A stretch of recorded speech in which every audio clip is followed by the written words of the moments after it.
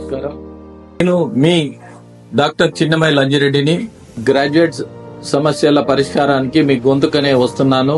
మీ మద్దతు నాకు అందించి నా అభ్యర్థిత్వాన్ని బలపరిచి మొదటి ప్రాధాన్యత ఓటు వేసి గెలిపించాలని ప్రార్థిస్తున్నాను. భారత్ మాతాకి జై.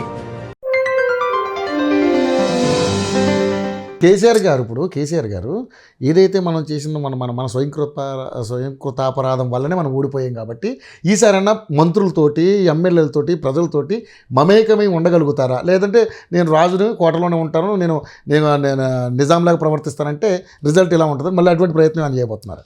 అప్పుడు ఆయన నిజాం అట్లేం లేదు, ప్రచారం చేసిండ్రు. ఆయన 10 సంవత్సరాల్లో ఇంకా ఏం చేద్దామని ఆలోచన తప్ప, తెలంగాణ ఎట్లా అభివృద్ధి చేద్దామని, డెవలప్మెంట్ చేద్దామని తప్ప వేరే ధ్యాస లేదు. గట్టిగా తిని పడుకోలే ఆయన. 4-5 గంటలు పడుకునేది. చాలామందికి తెలియదు. మిగతా టైంలో మొత్తం కూడా ఏం చేద్దాం, ఎట్లా చేద్దాం, ఒక సైంటిస్ట్ మాదిరిగా పరిశోధన చేసింది తప్ప ఉట్టి నెగ్లెక్ట్ చేయలే. నెగ్లెక్ట్ చేస్తే గిట్ల అవుతుందా తెలంగాణ 10 ఏళ్లలో? ఈ స్థాయికి అవుతుందా? ప్రపంచంలోనే ఒక ఉన్నత స్థానం హైదరాబాద్ వెళ్ళిపోయింది. అట్లా వెళ్తుందా?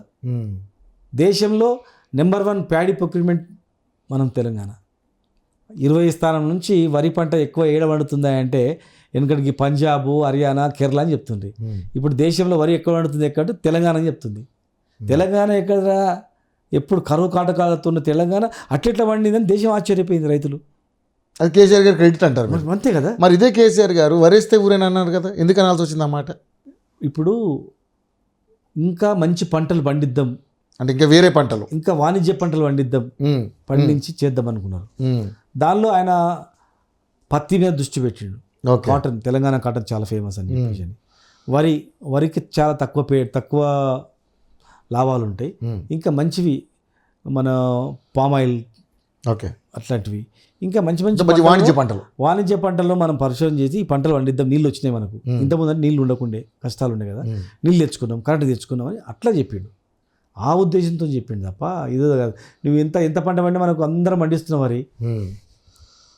మరి దానికన్నా ఇంకా మెరుగైన పంటలు పండే అవకాశం ఈ భూమికి ఉంది. అది పండించాలి, కూడా ప్రయత్నం చేయాలని. పత్తి వేయండి అని చెప్పిండు, కాటన్ వేయండి అన్నాడు కొన్ని ప్రాంతాల్లో, మొక్కజొన్న ఏమన్నాడు కొన్ని ప్రాంతాల్లో, కందులు ఏమన్నాడు, కందులకు ఫేమస్ ఇక్కడ అని అట్లా చెప్పిండు తప్ప ఇక వ్యవసాయం వద్దని చెప్పలే. అన్నాడు. పంటలలో మీరు మార్చండి అని చెప్పిండు.